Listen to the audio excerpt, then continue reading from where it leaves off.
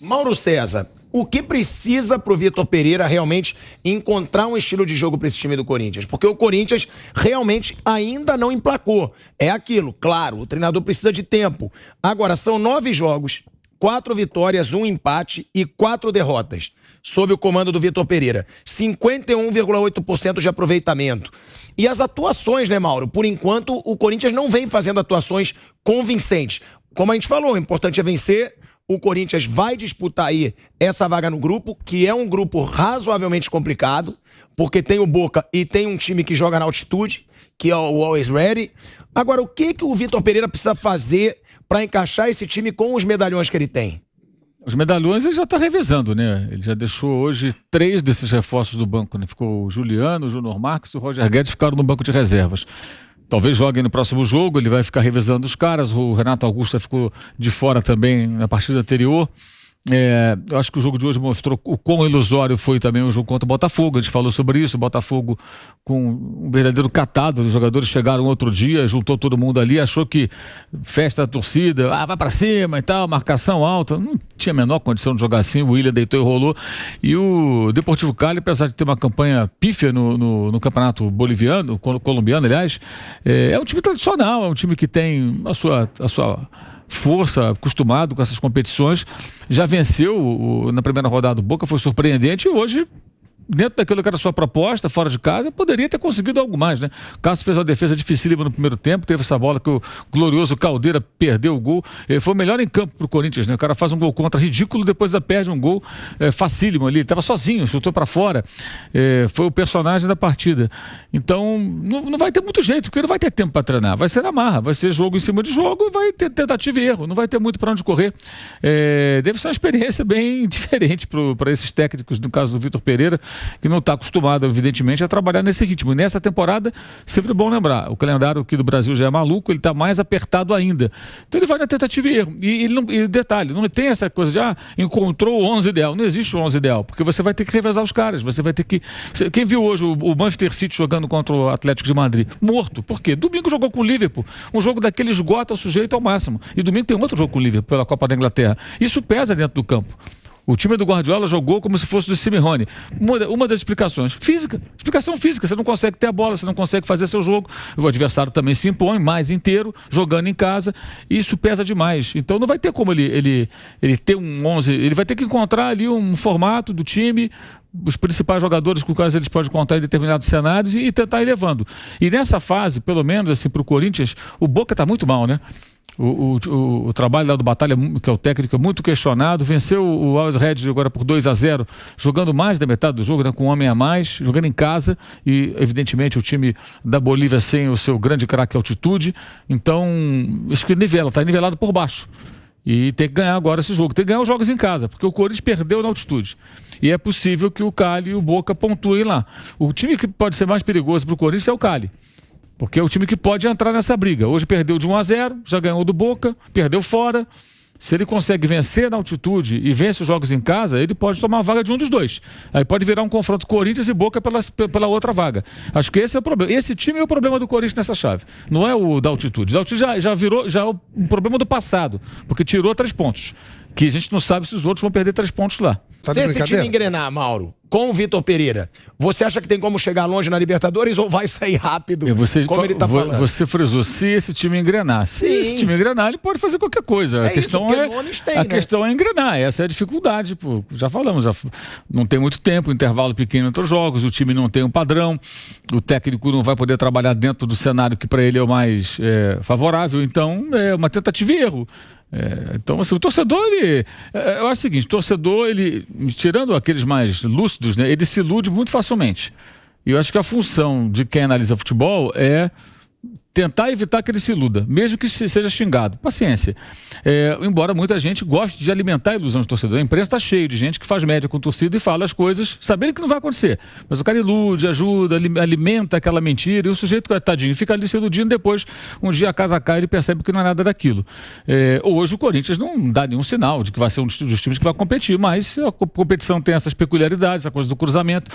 No ano passado mesmo, o cruzamento, essa chave do Barcelona, que tinha o Fluminense, o Inter, o Flamengo Flamengo era a chave mais fácil, a outra chave era mais difícil. Tinha Palmeiras, tinha Atlético, tinha Grêmio, tinha Boca, todo mundo, São Paulo, tudo do outro lado.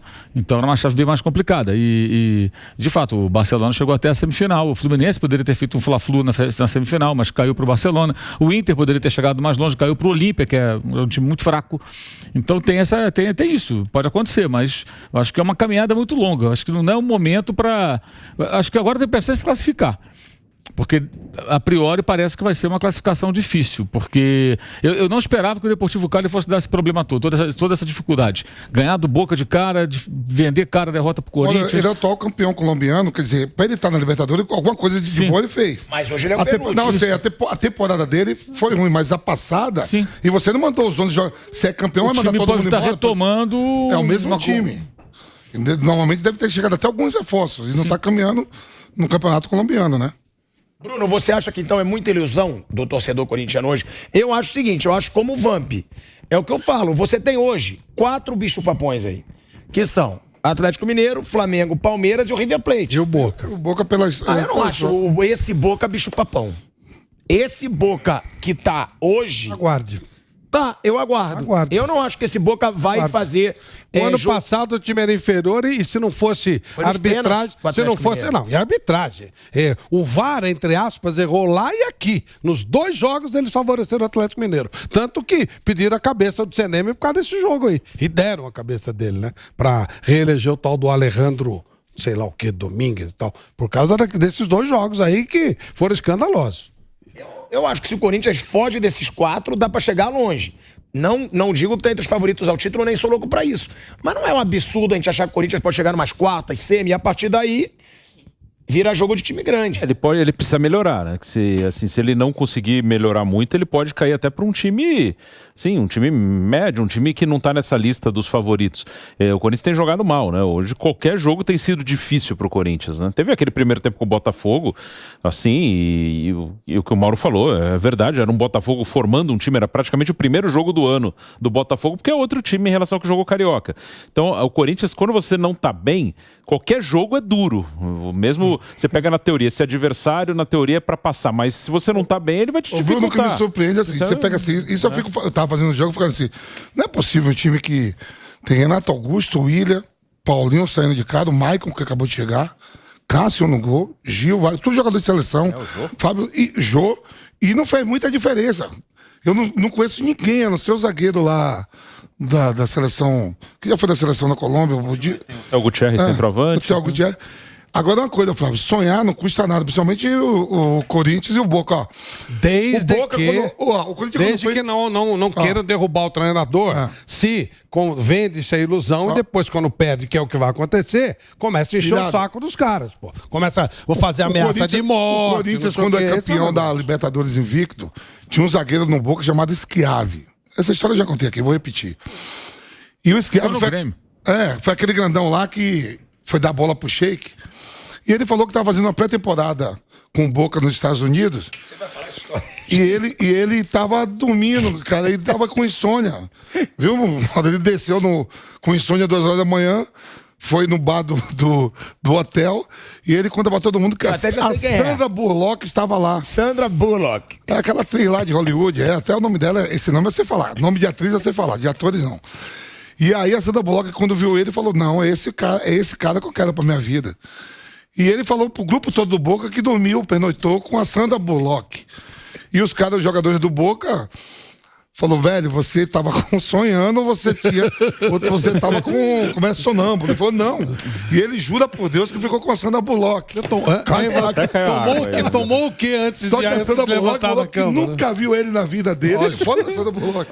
Então sonhar não custa nada. Até a música fala lá no Rio. É nem Sabe, isso. o time melhora, A única coisa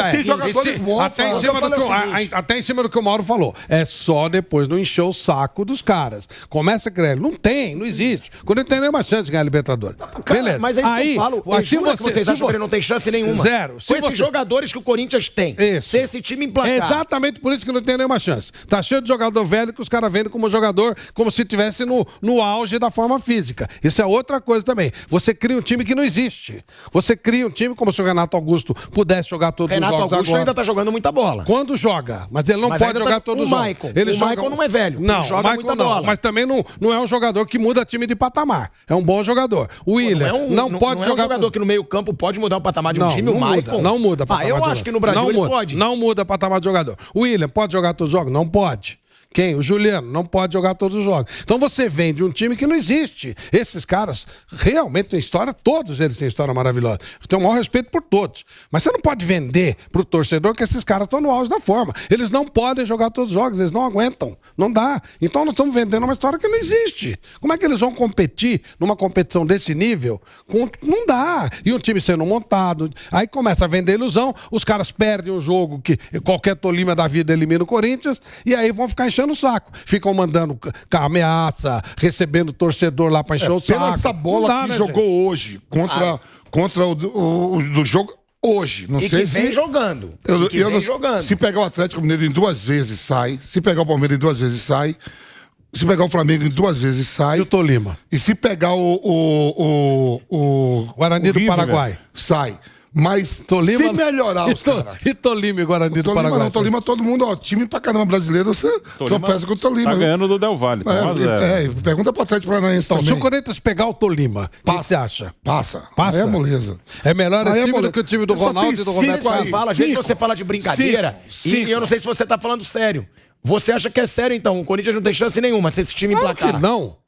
Claro que não. Primeiro, quero ver emplacar. Segundo, como é que vai ter chance, pô? Imagina. O que o Corinthians tinha que fazer na Libertadores, ele já fez. E mais ainda com esse time. Não dá. Não tem a menor condição. Pra que vender ilusão? Pra quê? Não tem nenhuma chance. O torcedor do Corinthians sabe, não o insano. Tem que melhorar. O insano, o que manda carta. Com a bola de hoje, não. Com a bola que jogou hoje, com a bola que jogou hoje. Tem torcedor que não é insano? Tem torcedor que não tem esperança? Vários que não são insanos. Não, o cara vai lá. Quantas vezes a gente assistiu ao nosso time do coração, o nosso time era o time mais fraco e a gente achava que podia? Várias vezes.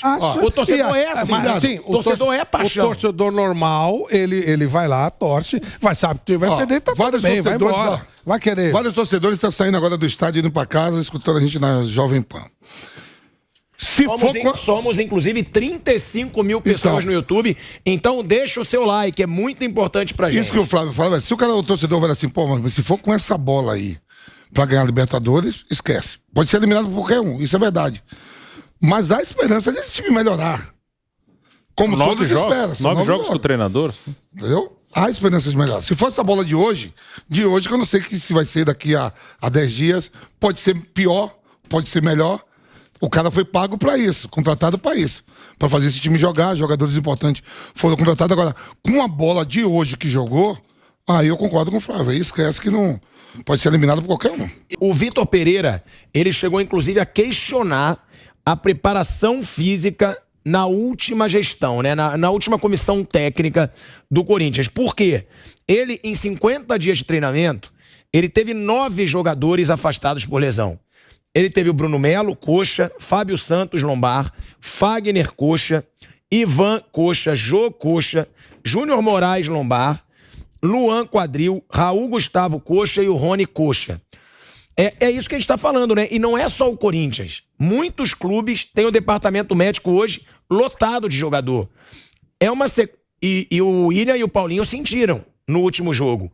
É uma sequência que fica impossível o treinador não fazer rodízio. Porque o próprio Abel Ferreira também já fez rodízio, colocou o time praticamente reserva e depois colocou a cavalaria.